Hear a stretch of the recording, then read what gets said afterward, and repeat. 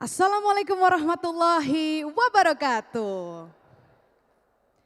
Shalom, Om Swastiastu, Namo Buddhaya, salam kebajikan, salam sejahtera dan selamat siang kami ucapkan kepada hadirin sekalian.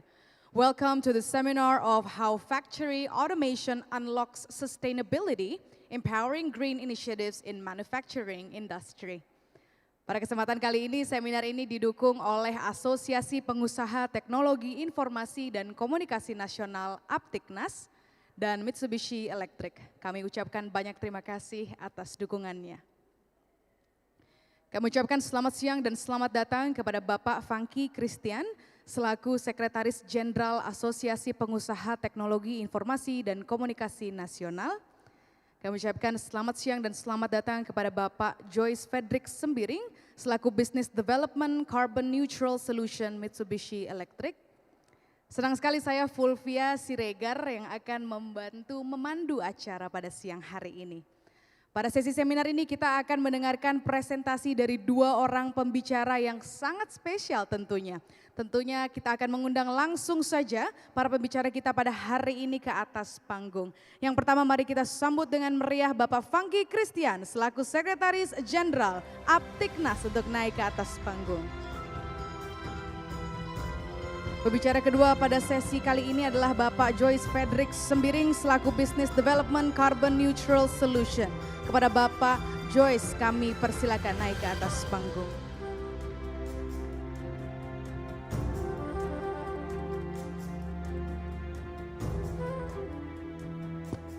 Selamat siang Bapak Funky dan Bapak Joyce, bagaimanakah kabarnya? Baik, baik. Siap, baik. Baik sekali ya, hari ini sudah siap, hari ini kita akan memaparkan materi yang luar biasa tentunya untuk audiens nanti bisa tanya-tanya dan juga bisa diskusi bareng sama kita ya.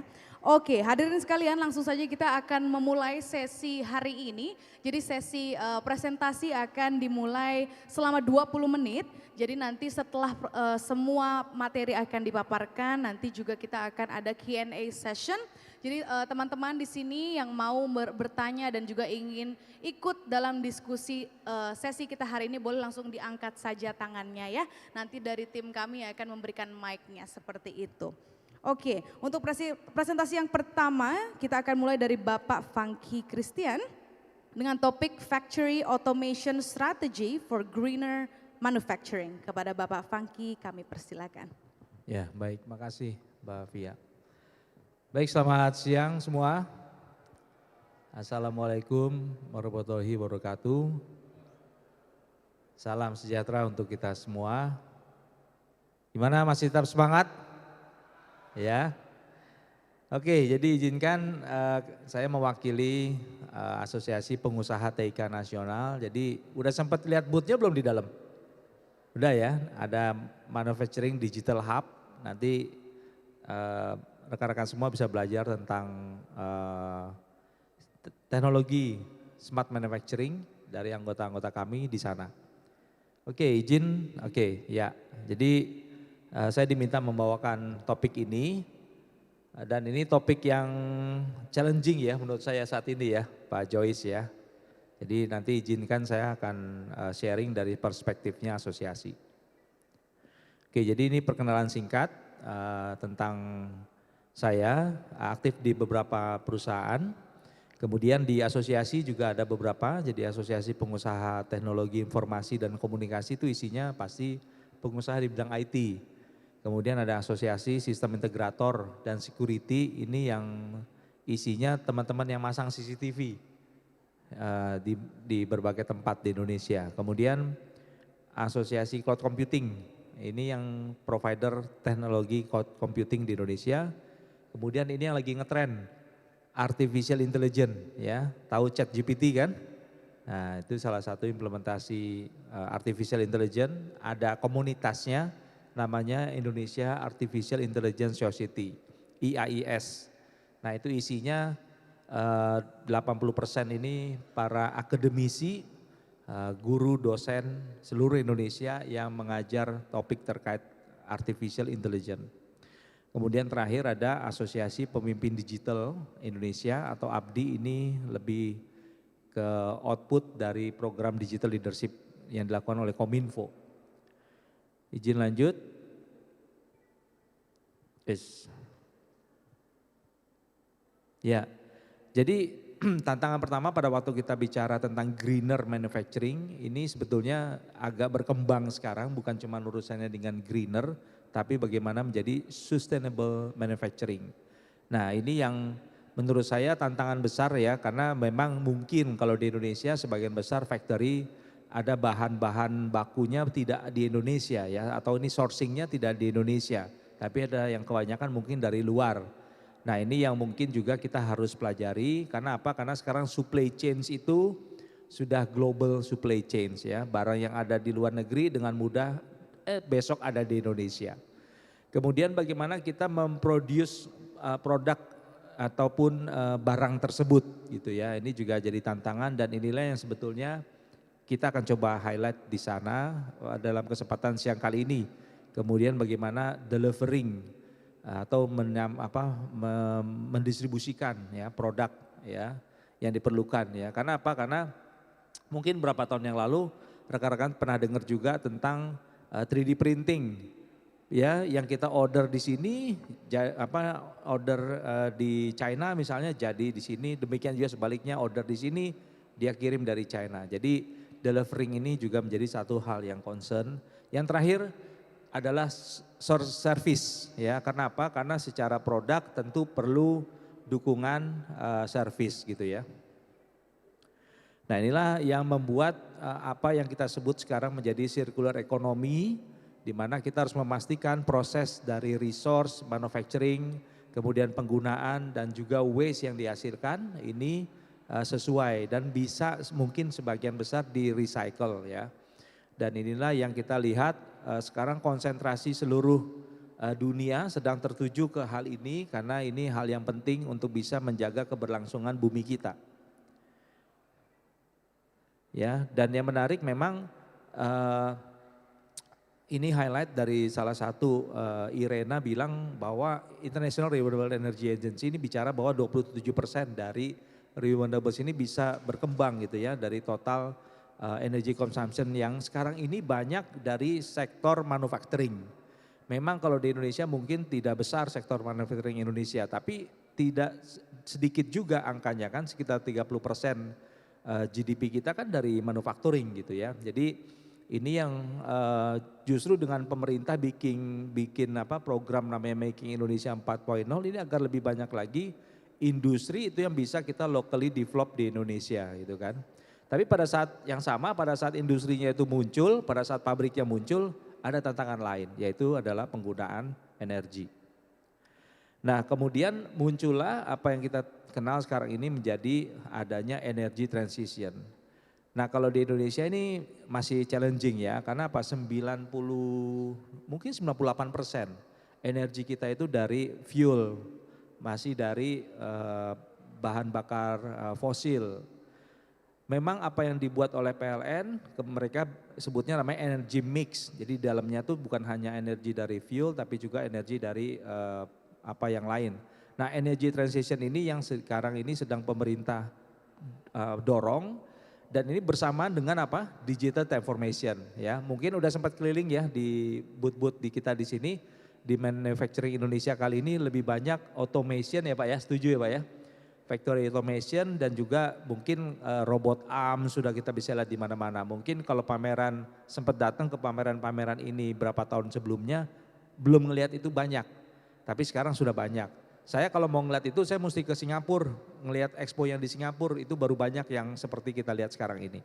Tapi sekarang syukur sudah bisa kita lihat bahwa memang digital transformation di bidang manufacturing ini sudah menjadi suatu keharusan dan inilah yang menurut saya ada tantangan berikutnya setelah ada energy transition, digital transformation, orangnya siap enggak? Nah ini yang PR besar sebetulnya buat bangsa kita, apakah kita siap, orangnya sudah siap belum untuk mendukung kebutuhan ini. Jangan sampai apa? Jangan sampai diisi oleh orang lain, diisi oleh bangsa lain. Ya, ini yang menjadi penting buat terutama nih yang masih Gen Z nih, agar bisa siap-siap untuk bisa menjawab tantangan ini. Nah, kalau kita bicara tadi energy transition, kita akan juga masuk ke dalam apa yang disebut namanya industri hijau. Nah, industri hijau ini juga menjadi concern pemerintah, cuma memang apa ya, kalau saya bilang belum terkonsolidasi penuh gitu ya. Karena apa? Sekarang memang masih banyak per sektoral atau per industri tertentu gitu. Nah, tapi ada beberapa hal yang dipentingkan di sini. Pertama adalah efisiensi energi. Penggunaan energi terbarukan, meskipun ya mungkin saya harus bilang kalau apakah pabrik kita bisa jalan dengan energi panel surya, enggak juga sih gitu ya. Jadi perlu sekian banyak area terpasang panel surya baru bisa menghasilkan energi yang sama diperlukan yang selama ini dihasilkan oleh PLN ataupun mesin-mesin diesel. Makanya di Jakarta ini kan kita dikepung ada mesin-mesin pembangkit karena memang kebutuhan tenaga energinya tinggi. Kemudian ada efisiensi pemanfaatan sumber daya. Jadi ini yang sekarang sedang dilakukan adalah kita bisa berpikirnya lebih ke efisiensinya dulu. Mungkin kita belum bisa penuh ganti dengan energi terbarukan, tapi ya bagaimana kita bisa mengganti itu ataupun minimum kita melakukan pengukuran, nanti banyaknya akan lebih aspeknya ke sana ya. Dan siklus materi serta keterkaitan dengan alam dan manusia. Nah, jadi apakah yang menarik lagi, apakah standar industri hijau itu wajib? Wah, ternyata saya baca-baca enggak wajib gitu. Atau dilakukan secara sukarela. Wah, ini susah kalau di Indonesia dibilang sukarela namanya suka-suka kan. Jadi enggak jalan gitu loh. Tapi kalau pemerintah bilang, iya kamu semua harus ikuti industri hijau sesuai dengan peraturannya, harusnya begitu. Tapi yang ternyata sekarang belum. Kenapa? Nah, ini banyak hal. Ya, mulai dari ketidaksiapan, investasi, ya artinya budget gitu ya. Ketidaksiapan teknologi mungkin ada karena mesin-mesin mereka masih pakai mesin lama. Ketidaksiapan SDM itu yang jadi paling besar gitu ya. Jadi inilah yang menurut saya ini kendala juga karena pada saat dibilang tidak wajib, sukarela ya jadi suka-suka gitu. Nah, kemudian inilah beberapa peraturan ya, peraturan-peraturan terkait dengan industri hijau. Kemudian nah sekarang kita tidak hanya bicara industri hijau, sekarang kita lari ke apa yang disebut namanya industri berkelanjutan ya, sustainable industry. Jadi industri berkelanjutan ini menggunakan sistem yang bebas polusi, kemudian sehat bagi semua, kemudian juga melestarikan alam dan energi yang ada. Jadi ini penting untuk kita jadi concern. Nah, inilah baru masuk ke kita apa yang kita lihat sekarang ini ya, karena autonomous factory ini menjadi penting ya. Kenapa? Sekarang nanti kalau mesin-mesin itu sudah jalan dan jalannya bukan nggak perlu orang loh ya, tetap perlu orang, tapi orangnya nggak mungkin nggak ada di shop floor gitu. Orangnya bisa saja ada di control room gitu kan, dia mengendalikan mesin-mesin produksi. Dan itu sudah mulai terjadi di industri kita. Artinya kemana orangnya gitu kan, pertanyaan selanjutnya kan. Nah, orangnya ada di belakang. Orangnya harus punya skill yang berbeda, orangnya harus punya mindset yang berbeda. Jadi ini yang penting. Nah, untuk bisa melakukan itu kita ada yang namanya carbon profile. Jadi kita bisa ngecek kita punya industri ini carbon profile-nya kayak gimana, berapa sih energi yang kita pakai gitu kan. Nah, gimana cara ngukur carbon profile? Inilah perlu solusi-solusi seperti nanti dari Mitsubishi Electric yang bicara tentang bagaimana ngukurnya, gimana dapetin angkanya, gimana mendapatkan data itu untuk bisa menjadi satu profile karbon. Karena ini belum ya, nanti bentar lagi akan diberlakukan nih setahu saya. Jadi yang sekarang ini sudah ada keluar dari Kementerian Perindustrian melaporkan pemakaian energi mereka per 3 bulan kalau nggak salah. Per 3 bulan aja sekarang masih pakai konsultan loh, jadi bukan mereka lakukan sendiri. Ya, nah ini tantangan besarnya di situ. Kemudian begitu sudah ada carbon profile-nya keluar, pemakaian energi saya sekian nih gitu kan. Nah, kemudian mereka bisa baru fokus apa yang mereka bisa lakukan efisiensi atau bahasa kerennya itu decarbonization. Nah, jadi carbon footprint ini akan kita gunakan untuk mengontrol ya mesin-mesin kita. Jadi akan kelihatan mesin-mesin yang misalnya sudah lama kemudian menghabiskan energi banyak, ini yang perlu diganti atau dibuat cara agar kita bisa lakukan itu. Nah, karena kami dari industri IT, apa saja sih biasanya penerapan terkait dengan industri IT di dalam smart factory? Ya, ini. Jadi yang pertama umumnya punya sistem dulu terkonsolidasi atau namanya enterprise resource planning. Mungkin di sini ada solusinya beberapa muncul. Kemudian biasanya mesin-mesin itu ada automationnya. Nah, ini menggunakan PLC atau SCADA dan sebagainya, jadi itu ada. Kemudian mungkin ada juga yang berkonsentrasi lebih kepada condition monitoring. Ya, contoh mesin-mesin yang menggunakan motor segala macam. Nah, itu bisa menggunakan condition monitoring. Oleh karena itu dalam beberapa tahun ini sangat berkembang pesat apa yang disebut dengan industrial Internet of Things ya. Jadi bukan Internet of Things doang tapi industrial Internet of Things.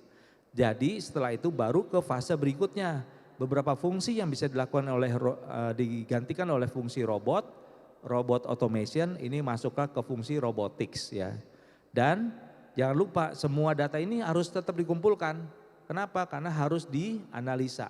Data ini harus dilihat ya. Data ini dari waktu ke waktu mereka perlu apa yang disebut namanya big data.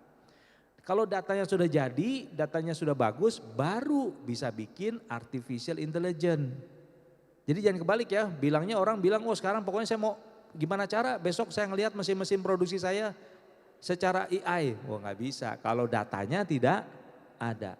Ya, jadi harus ada data yang valid, data yang tepat, ini biasa dibangun menjadi big data, kemudian mereka tarik informasi itu menjadi suatu intelijensi tertentu, menjadi mesin yang mempelajari, machine learning, itulah baru jadi artificial intelligence. Jangan lupa ada faktor yang sangat krusial sekarang, namanya cyber security factor. Kenapa? Karena mesin produksi bisa dimatiin dari jauh, mati dia. Nah kalau yang matiin bukan Anda, yang matiin hacker, yang matiin yang akan mengacaukan semua sistem. Nah ini cyber security juga jadi hal penting. Kemudian 3D printing, tadi yang seperti saya bilang 3D printing ini juga demand-nya sudah ada, meskipun di Indonesia tidak terlalu optimal, tapi kalau lihat di dalam sudah ada mesin cutting laser yang bahkan bisa di remote dari luar negeri gitu ya. Jadi bisa bayangkan mesinnya ada di sini, ordernya terima dari luar, di sini produksinya. Dan itu sudah bisa modelnya kayak model 3D printing. Terakhir augmented reality, jadi ini juga hal yang menarik yang sudah ada kita lihat di factory-factory kita. Ya, jadi ini contoh bagaimana kalau kita bicara factory yang automation ini perlu faktor infrastruktur namanya. IT dan OT dulu namanya operation technology, OT itu biasanya terpisah. Kalau kita di IT mungkin pakai perkabelan, fiber optik, apa segala macam. OT punya lagi kabelnya sendiri berbeda. Kabel untuk mesin produksi beda lagi, kabel-kabel PLC segala macam. Tapi sekarang dalam 5 tahun terakhir ini semua seolah blended nih. Jadi apa yang tadi ada di mesin produksi, yang tadi bukan IT base, IP base, sekarang semua IP base ya. Dan ini membuat tantangan baru. Tantangan barunya bagaimana memastikan infrastruktur yang ada di pabrik kita itu mendukung dan siap untuk bisa diimplementasikan ini. Inilah kita sedang dalam fase integrating IT dan OT ya, yang saat ini terjadi. Kita melihat IT dan OT ini convergence ya, mereka bisa saling melengkapi ya. Jadi kalau yang sekarang, kalau yang sebelumnya orang IT beda, orang support untuk mesin produksi beda, tapi nanti mungkin sebentar lagi akan menjadi orang yang sama. Karena apa? Karena secara teknologi mereka akan menggunakan tools ataupun mesin yang sama. Ya ini contoh beberapa pendekatan bahwa dengan pendekatan ini mereka akan mix. Ya ini jadi hal yang kita harus perhatikan juga ya. Dan ini nanti rekan-rekan bisa lihat juga bagaimana production monitoring ini dilakukan dengan smart factory, untuk smart factory, tapi ada satu hal yang penting, yaitu mereka perlu untuk bisa mengambil data. Perlu untuk bisa mengambil data berarti perlu ada sensor. Ya. Dan untuk mendapatkan data itu mereka harus bicara tentang hal yang sama, namanya protokol. Ya, jadi data protokol ini menjadi hal yang penting, kemudian pasti dalam mesin-mesin kita ada physical sensor, ada sensor yang sudah tersedia bawaan dari mesin itu yang bisa kita ambil data-datanya. Dan inilah kita bisa melakukan visualisasi datanya kalau semua ini bisa kita dapatkan datanya ya. Dan dari sini apa gunanya buat kita? Buat factory itu selain mengukur penggunaan energi, dia juga bisa melakukan misalnya preventive maintenance. Ya, mereka bisa menjadwalkan kapan mereka harus melakukan maintenance atau mungkin kalau sudah sampai ke batas ambang threshold tertentu ini, value ini, maka ini harus ada perbaikan begitu ya. Jadi inilah gunanya dari monitoring. Nah ini contoh juga mereka yang melakukan monitoringnya misalnya di mesin-mesin motor gini ya. Jadi ini juga jadi hal yang penting. Nah ini gimana bisa terjadi? Tentu mereka harus pasang sensor, kemudian data ini bisa ditarik ya. Kenapa motor jadi satu hal yang penting? Karena motor ini yang paling besar juga menghasilkan penggunaan energinya. Ya, jadi kalau motornya ini dalam kondisi yang baik dan mereka bisa monitor dengan baik, mereka juga monitoring energinya bisa optimal gitu ya. Nah ujungnya biasanya mereka akan sebut ada yang namanya smart computer maintenance system atau macam-macam nih namanya ya. Jadi ada soft floor system lah ya, macam-macam lah, tiap brand akan punya pendekatan sendiri. Tapi intinya apa? Intinya semua data yang ada mesin itu kita tarik informasinya, tampil semua di dalam satu sistem dashboard. Nah disinilah kelihatan semua kemampuan dari sistem. Ada lagi yang lain, yaitu ini melibatkan orang ya, karena sistem akan tetap perlu orang gitu ya. Jadi dalam sini juga bisa menampilkan informasi misalnya lebih ke ketersediaan engineer atau availability dari tim yang akan mensupport dari sistem. Ya itu sebagian besar dan tadi saya sudah cerita juga ke Pak Joyce kalau kami di Aptiknas juga sangat open sekali untuk kerjasama.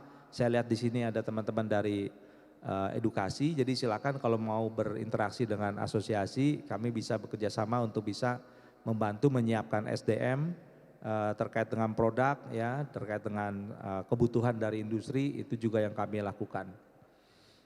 Ya, jadi di kegiatan kami nanti rekan-rekan silakan bisa lihat di eventcerdas.com. Di situ ada kami lakukan seminar, pelatihan, pemagangan, job fair dan sebagainya. Ini yang kita lakukan karena apa? Karena tantangan terbesar kita kalau terkait dengan SDM, terkait dengan factory automation, bagaimana kita membuat ini adalah lebih ke SDM-nya dulu yang harus kita tingkatkan. Mungkin itu apa yang bisa saya sampaikan dalam kesempatan pertama. Nanti kita lanjut di sesi diskusi. Terima kasih. Terima kasih, kita beri tepuk tangan untuk Pak Funky Christian untuk pemaparannya luar biasa ya. Tadi ada sempat bocoran sedikit-sedikit mungkin untuk teman-teman mahasiswa di sini kalau mau ngobrol boleh ya Pak ya berarti kan. Karena itu juga bisa menjadi peluang untuk menyiapkan SDM dan juga mungkin jadi channel yang baik nih nanti buat teman-teman gitu. Ntar kita akan diskusi lebih lanjut di Q&A session ya. Untuk selanjutnya kita persilahkan untuk Bapak Joyce dengan presentasinya yang akan membahas tentang sustainability energy and carbon neutral solution, sustainability transformation through energy monitoring system. Kepada Bapak Joyce kami persilakan. Oke, selamat siang. Ini masih semangat kan ya? Oke, ini perkenalkan ya, nama saya Joyce Felix Sembiring. Nah saat ini saya ditugaskan di business development. Nah, kemudian ini spesifik di karbon netral ya. Jadi pertama terima kasih saya ucapkan atas kehadirannya ya. Mungkin ada beberapa dari adik-adik mahasiswa juga. Nah nanti saya akan perkenalkan sebagian dari produk Mitsubishi ya. Yang terkait khusus mengenai karbon netral ya. Nah sebenarnya Mitsubishi Electric ini kita adalah perusahaan automation ya. Kita juga punya booth di B1. Di sana kita ada display beberapa aplikasi tentang robotik ya. Jadi mungkin bagi yang Gen Z ini sangat menarik ya untuk kedepannya. Kemudian sesuai dengan materinya ya. Bagaimana kita achieve global sustainability ya through digital transformation. Nah, di sini nanti akan saya jelaskan mengenai solusi dari Mitsubishi Electric ya.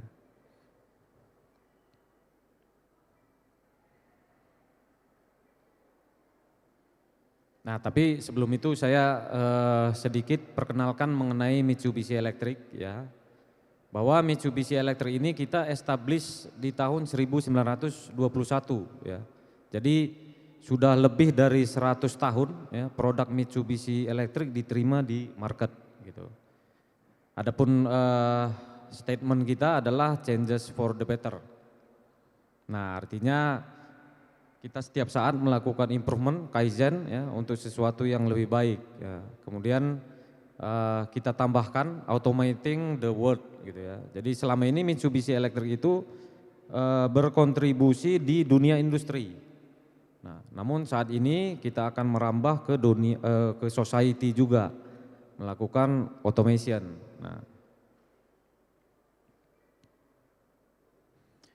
Nah, kemudian kita punya satu factory terbesar ya, itu di Nagoya. Kita menyebutnya Nagoya Works ya, ini di tahun 1924.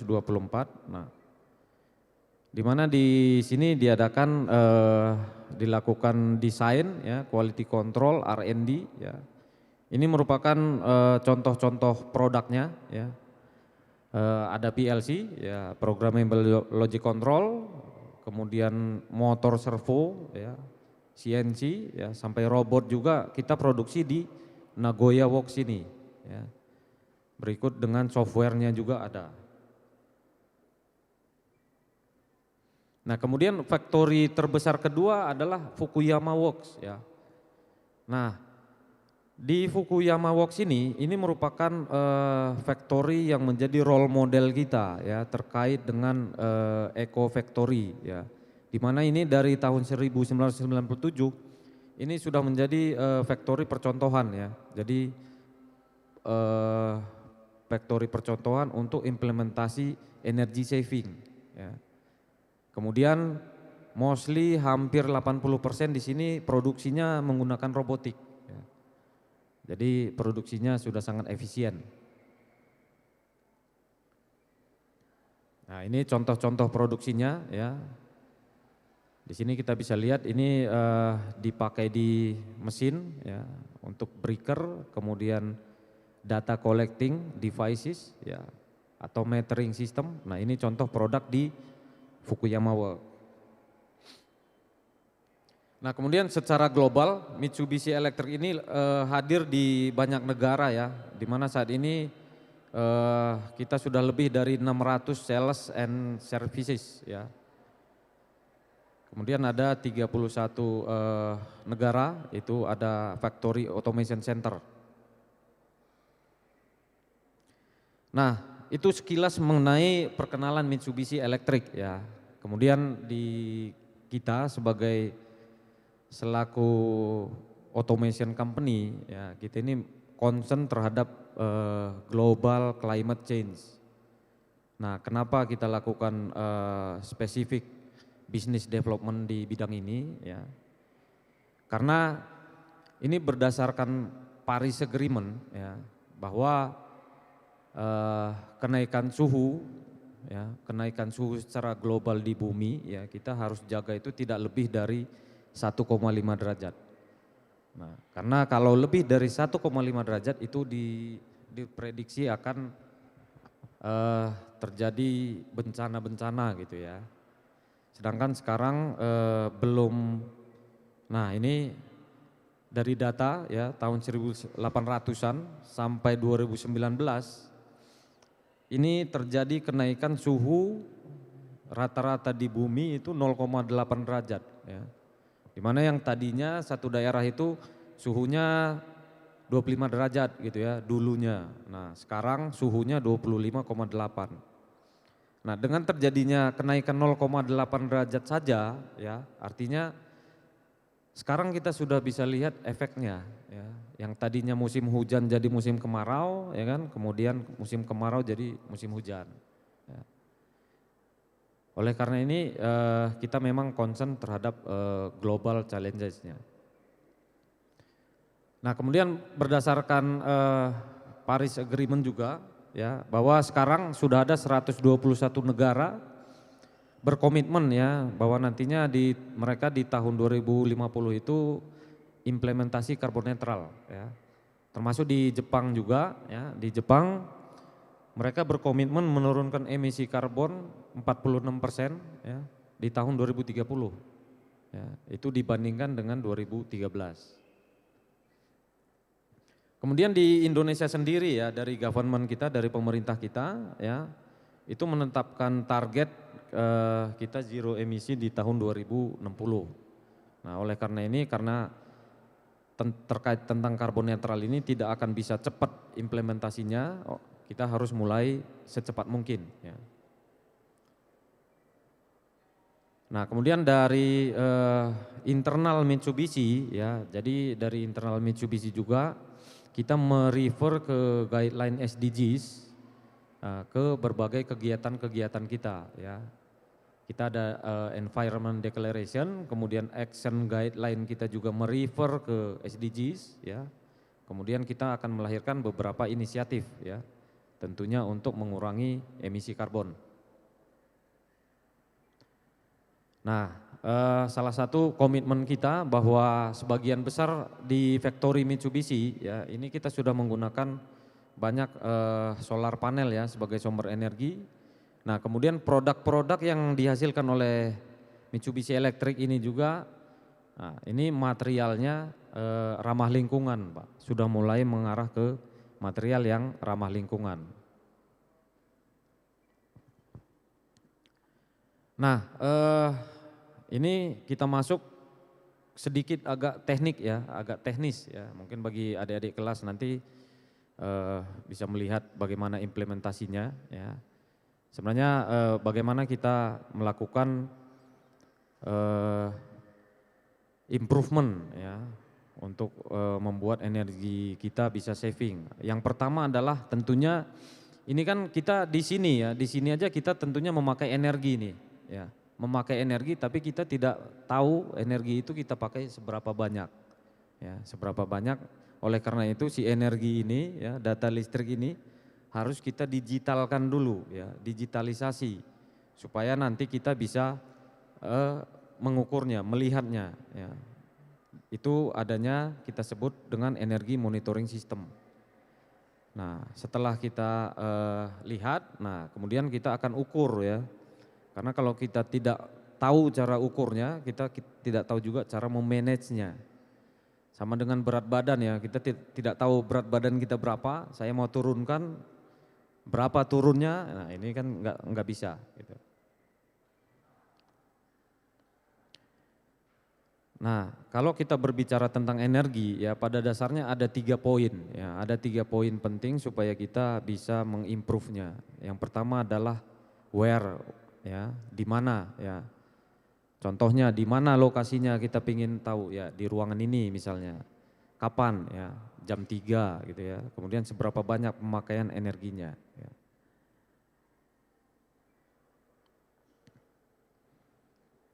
Nah ini mungkin kalau di factory ya, kita ingin tahu apakah pemakaian energi itu boros atau tidak ya.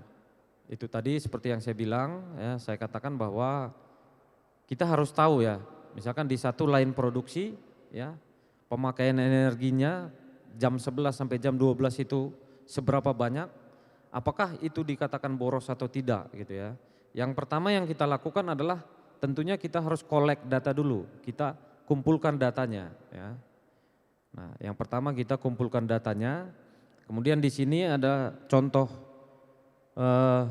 produk-produk Mitsubishi ya yang bisa melakukan collecting data ya.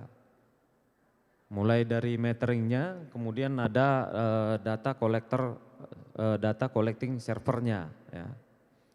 Nah, di sini mungkin Bapak Ibu ya adik-adik sekalian bisa lihat nih. Di sini ada Eco Web Server ya, Eco Web Server di mana data konsumsi listrik ya, contohnya di ruangan ini pemakaiannya seberapa banyak, ini kita bisa collect ke Eco Web Servernya ya. Jadi di factory itu ada banyak sekali sumber-sumber titik-titik poin listriknya ya. Nah ini hardware-nya ya. Kemudian bagi Bapak Ibu yang tidak punya SDM untuk mendevelop visualisasinya, ini sudah include ya. Jadi ini sudah ada dashboard visualisasinya yang bisa kita gunakan cukup untuk menganalisis pemakaian energinya. Nah, gitu. Kemudian di sini ya, tadi Pak Fangki juga udah bilang ya bahwa untuk visualisasi kita bisa kembangkan juga menggunakan yang lebih canggih lagi ya. Ini di sini di Mitsubishi kita menggunakan bisa menggunakan SCADA system ya. Di mana data-data energinya kita kumpulkan terlebih dahulu ke programmable logic control namanya.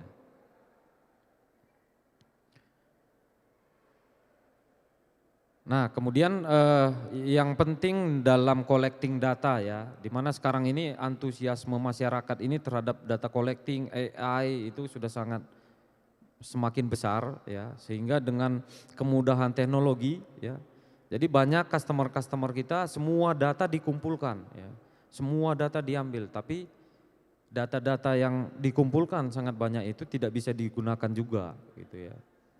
Akhirnya tidak berguna. Nah, kemudian sistem di sini ya, kita akan punya satu sistem di mana datanya sangat mudah kita gunakan nantinya. Kemudian setelah data-data energinya kita collect ya, kita kumpulkan ke satu server. Nah, kemudian kita visualize ya. Nah, visualisasi artinya bisa dilihat ya, bisa dimonitor secara real time ya.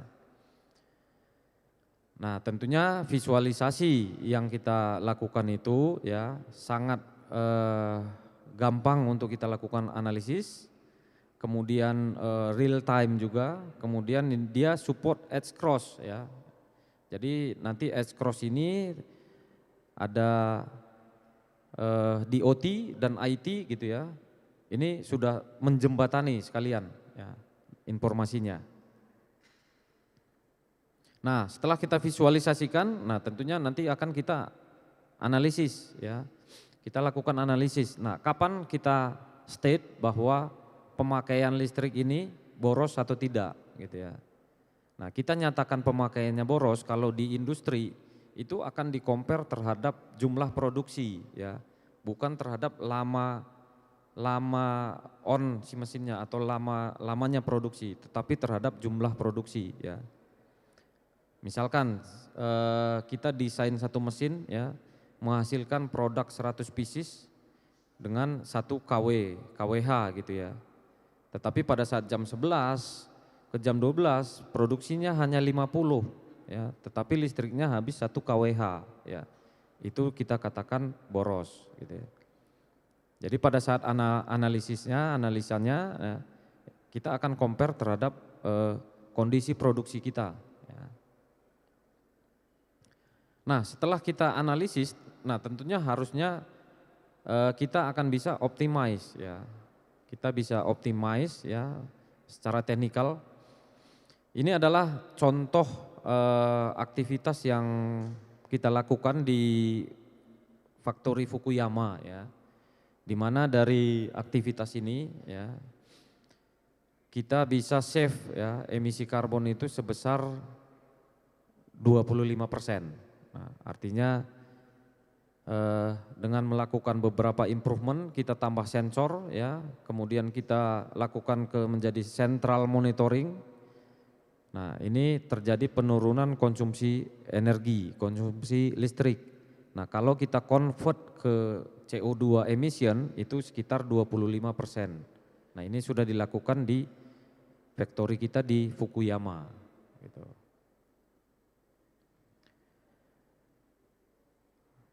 Nah, ini kurang lebih seperti itu ya kegiatan yang aktivitas yang bisa kita lakukan menggunakan produk Mitsubishi ya, sehingga kita nantinya bisa reduce karbon CO2 ya, emisi karbon ya. Kemudian dari line up-nya sendiri ya, Mitsubishi Electric punya varian produk yang cukup lengkap ya, mulai dari metering ya. Di sini kita lihat ada data collectingnya, EcoWeb Server. Nah, kemudian di sini juga ada softwarenya ya, ada software untuk kita bisa melakukan analisis ya, Eco Advisor ya.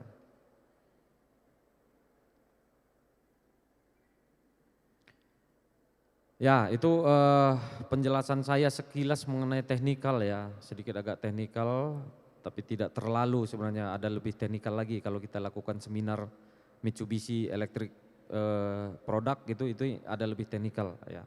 Jadi bagi Bapak Ibu juga nanti ya silahkan datang ke booth Mitsubishi Electric, ini ada di hall B1 ya, di B4302. Nah, nanti di sini kita akan bisa melihat ya energy monitoring system, di mana kita real time ya live monitor penggunaan energi dari Cikarang Office ke Kemayoran ya. Kemudian nanti ada demo kit ya, digitalisasi of smart manufacturing production. Di sini kita menggunakan integrasi 2 robot ya. Nah, integrasi 2 robot untuk menghasilkan satu produk. Kemudian ada kolaboratif robot juga. Nah, di mana kolaboratif robot ini adalah robot yang tidak perlu pelindung ya. Jadi bisa bekerja sama bersebelahan dengan manusia dengan safety ya. Dengan safety. Biasanya robot kalau tidak kolaboratif itu harus dibikin pembatasnya. Tapi di sini kita akan ada robot kolaboratif. Kebetulan nanti kalau Bapak Ibu, adik-adik sekalian mau minum kopi gitu ya, itu akan disajikan oleh si robotnya. Nah gitu. Jadi ada HVAC, redundant system juga ada. Kemudian mesh interface. Nah, nanti real time data monitoring kita lengkap ya. Jadi silahkan datang ke booth Mitsubishi Electric. Ya, kira-kira demikian dari saya. Semoga bisa berguna bagi kita semua. Terima kasih. Saya kembalikan ke Mbak Via. Terima kasih. Kita beri tepuk tangan untuk Bapak Joyce Frederick Sembiring dari Mitsubishi Electric, luar biasa ya. Jadi tadi kita sudah sama-sama tahu juga gimana sih caranya kalau misalnya kita pengen take a closer look tentang energy saving seperti itu. Boleh jika ada pertanyaan dari teman-teman di audience, kakak-kakak, adik-adik, boleh kalau misalnya ingin bertanya langsung diangkat saja tangannya, nanti tim kami akan memberikan mic-nya. Seperti itu. Ada? Oke, oh ada. Oke, baiklah, silahkan. Boleh disebutkan namanya Ibu dan pertanyaannya ditujukan kepada siapa?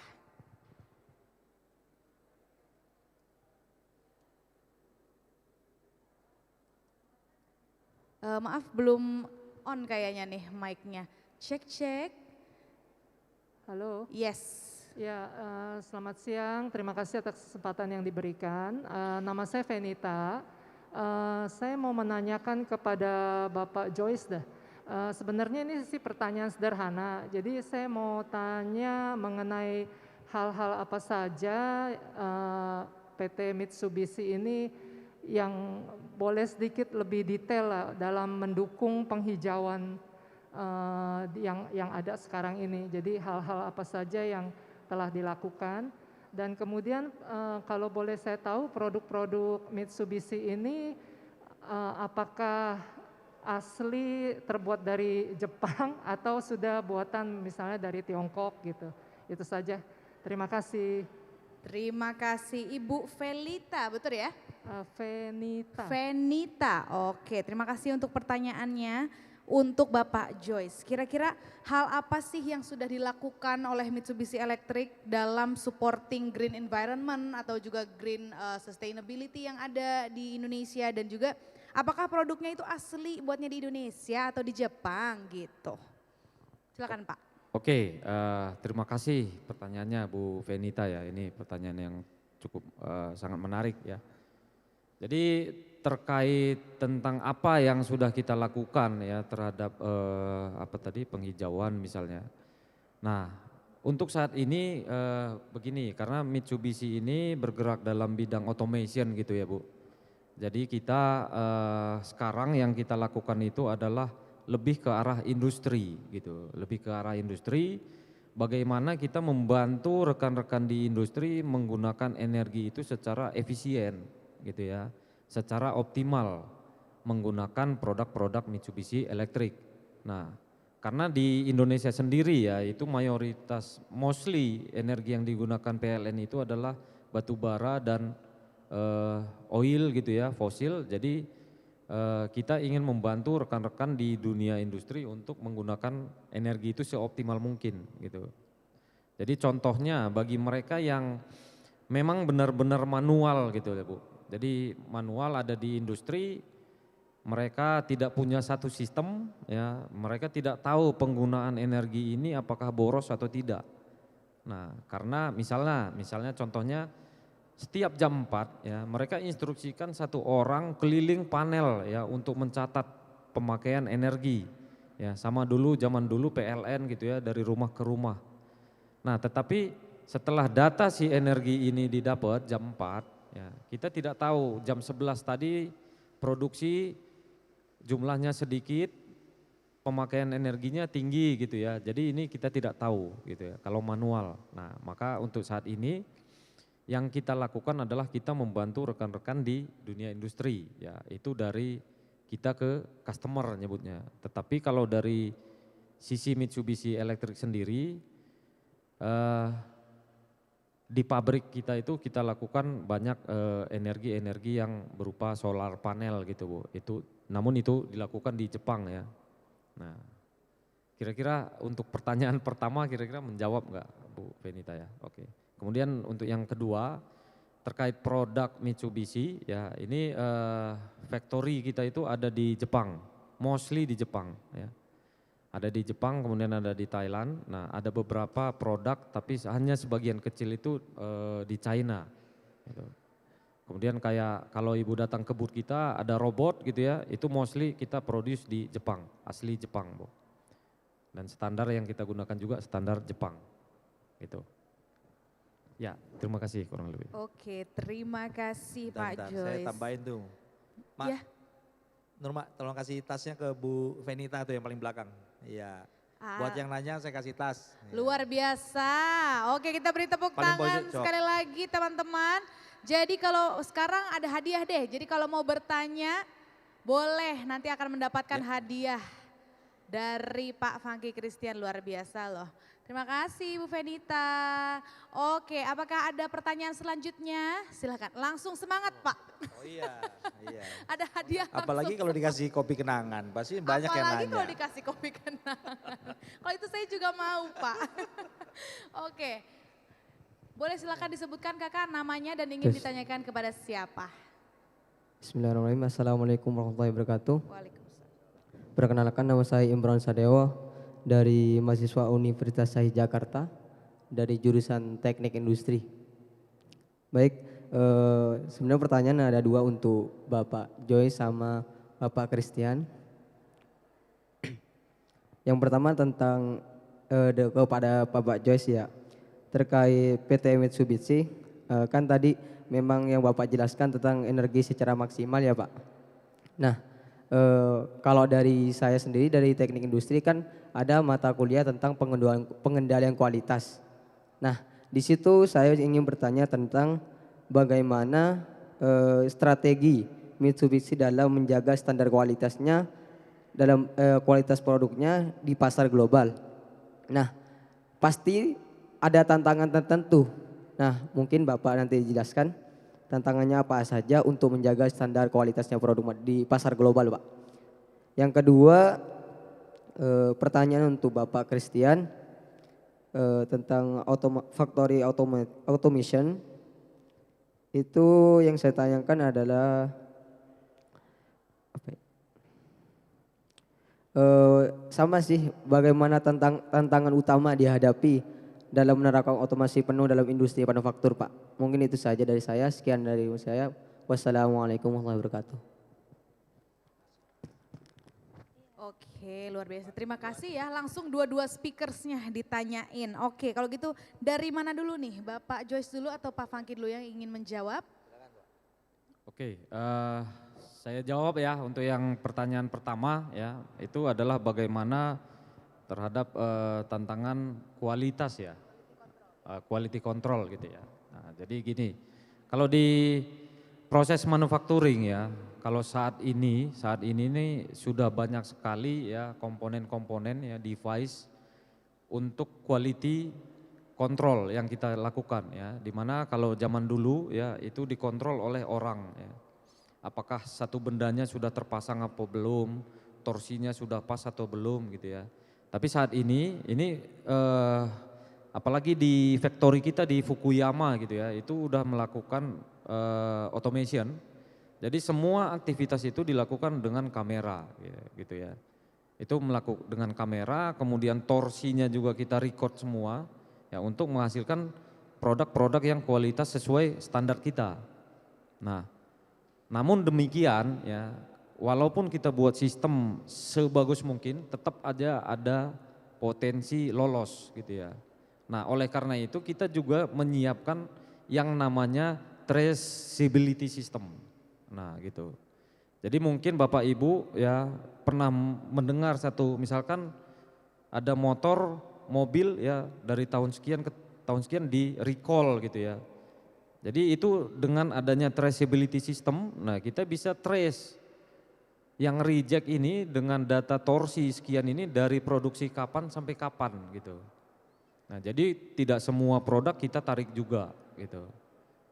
Jadi itu memang salah satu poin yang terpenting kita adalah quality ya. Kita memang poin di ininya pentingnya adalah quality proses. Mulai dari proses sampai dengan traceability sistemnya kita adakan. Nah, kurang lebih gitu deh, kira-kira terjawab. Oke, itu sudah menjawab ya Kak ya. Oke, terima kasih. Untuk selanjutnya untuk Pak Funky tentang factory automation. Jadi kendala pertama dari factory automation itu biasanya adalah lebih ke investasi yang harus dikeluarkan oleh manufaktur atau pabrik yang mungkin selama ini sudah beroperasi dengan sistem-sistem ataupun mesin-mesin lama mereka.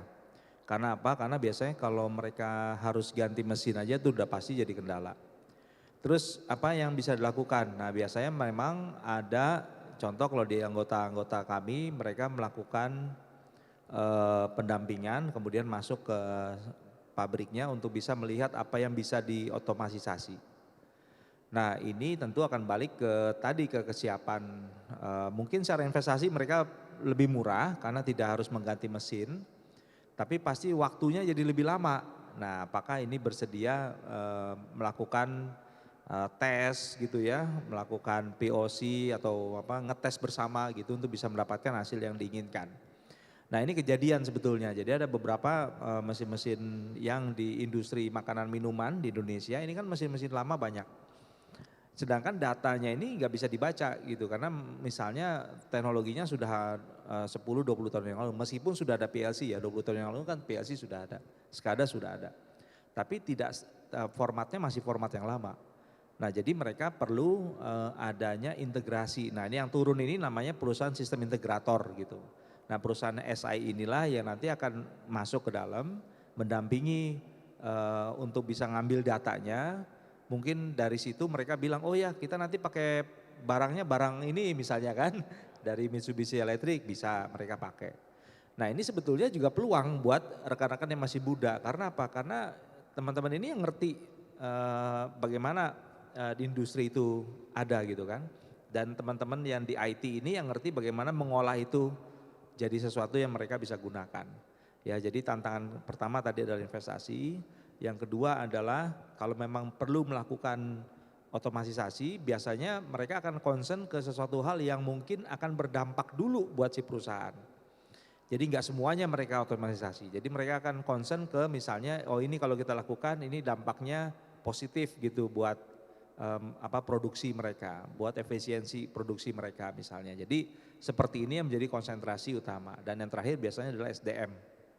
Ya SDM ini pasti ada kendala, makanya banyak sekali sekarang ada program upskilling, reskilling buat karyawan untuk bisa mengetahui tentang the latest update teknologi dan bagaimana kita bisa mengambil data dari mesin-mesin produksi kita. Mungkin itu ya, mudah-mudahan menjawab ya Pak Mas Imron. Luar biasa, kita beri tepuk tangan untuk dua speakers kita. Ya kan, mungkin teman-teman ada yang punya pertanyaan yang sama, itu semoga menjawab ya mungkin pertanyaan teman-teman. Aku buka satu pertanyaan terakhir. Ya silahkan Kak Anin. Yes, boleh disebutkan dari mana, namanya siapa dan dari mana, pertanyaan untuk siapa Kak? Ya, selamat siang menjelang sore kakak. Nama saya Anbia dari Universitas Syahid Jakarta, dari Teknik Lingkungan. Nah, saya bertanya kepada Pak Funky. Tadi Pak Funky berbicara seperti jangan sampai robotik yang dari luar datang ke Indonesia, jangan sampai operatornya jadi dari luar juga. Kalau bisa generasi Gen Z bisa menerapkan menjadi operatornya. Yang saya tanyakan adalah apakah ada wadah untuk mempelajari menjadi operator robot-robot yang akan datang? Apakah ada di Indonesia atau wadah itu kita harus belajar ke luar negeri dulu? Cukup sampai situ. Ya, makasih. Pertanyaannya bagus. Jadi sebetulnya kalau bicara robotik atau robot automation sudah ada komunitasnya di Indonesia. Jadi kalau sempat nanti teman-teman bisa datang ke Robopark di Pluit Village. Robopark di Pluit Village.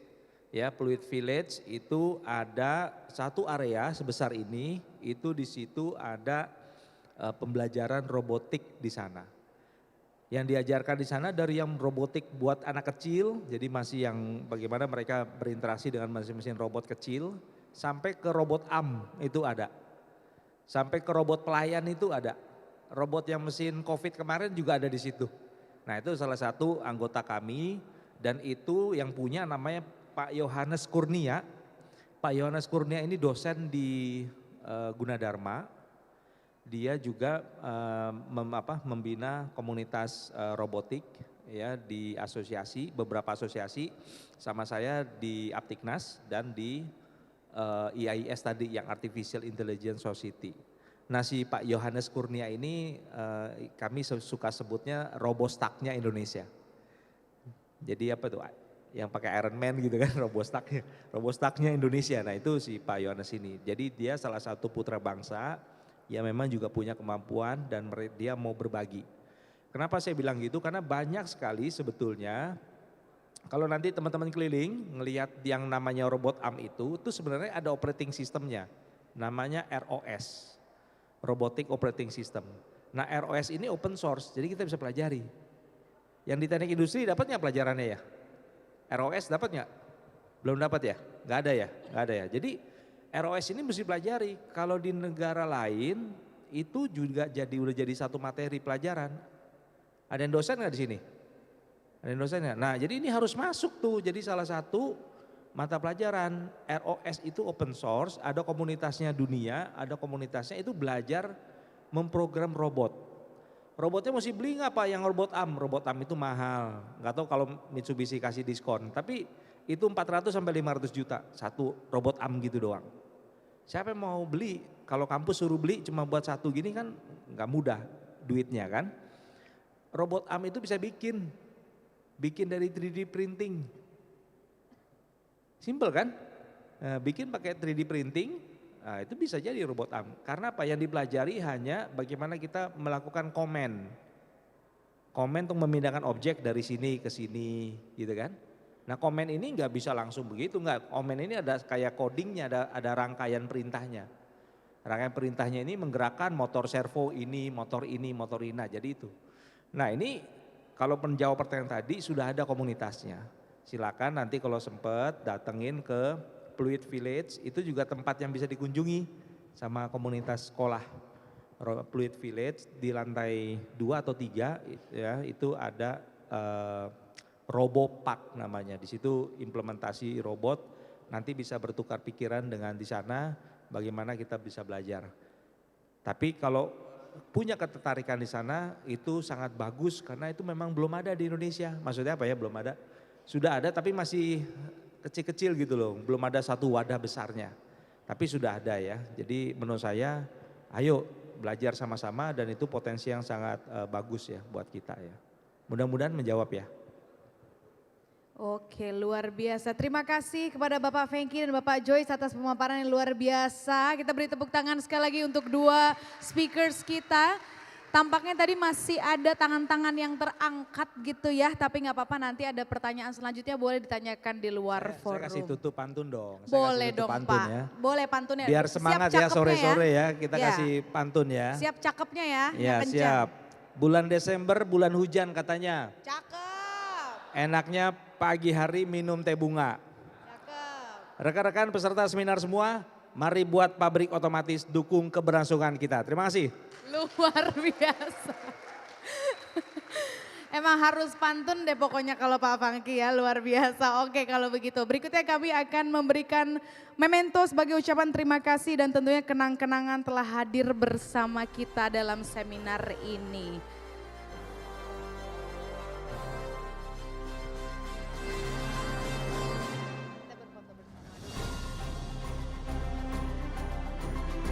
Baik kita akan berfoto bersama terlebih dahulu. Yang mau mengabadikan tim media dan publikasi kami persilakan untuk maju ke depan.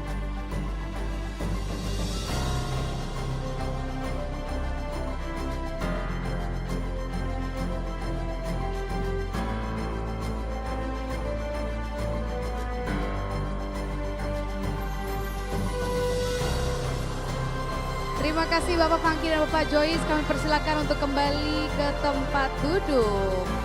Luar biasa, hari ini seru banget sesinya.